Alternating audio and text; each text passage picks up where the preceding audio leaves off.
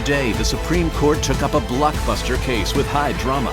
The case could deal a crippling blow to unions, representing millions of the nation's public employees, like teachers and police officers.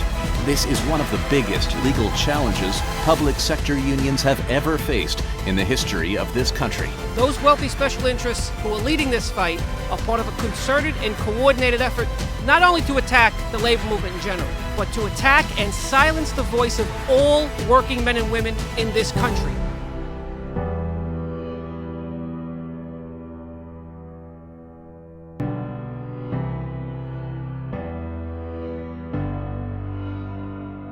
The labor movement is the last line of defense that working people have against this tremendous corporate assault.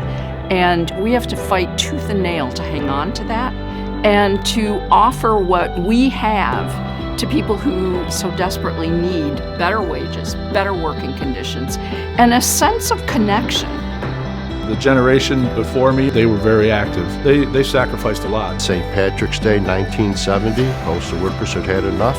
The only successful strike by federal employees happened that year. My generation, and maybe a little younger than me, have benefited from all those things that a generation before us did. And we've kind of been lazy about it, not protected them like we should have. We need our people to step up and to be part of these things.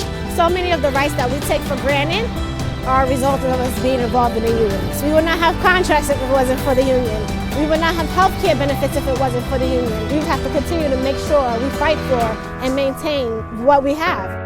I get my members to fight in banding together. We've gone to other NICET members, we've knocked on doors, we've made phone calls, and we just try to keep them active and let them know what's important. CSEA just started this Never Quit on Your Union campaign to actually knock on our members' door and talk to them about the union. I started noticing the harsh attack on unions against the working people, against people like me, and that's how I got involved in the leadership class. CSEA has come up with a plan to adopt a store. People would walk the picket line so that we could fill in the numbers. The more people that we have involved, the louder we can be heard.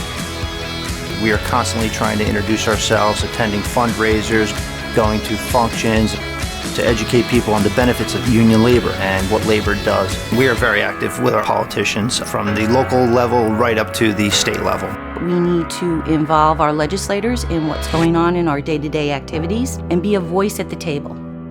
They fight for you to get fair wages. You have an organization that has your back. We get a pension. Our wages are better than the average working person that's not in the union. Being with the union has given me and other women opportunities that I may not have had. We all have equal rights because we do have equity of pay. If you're trying to excel in education, they'll send you off to school. I was able to get my bachelor's degree.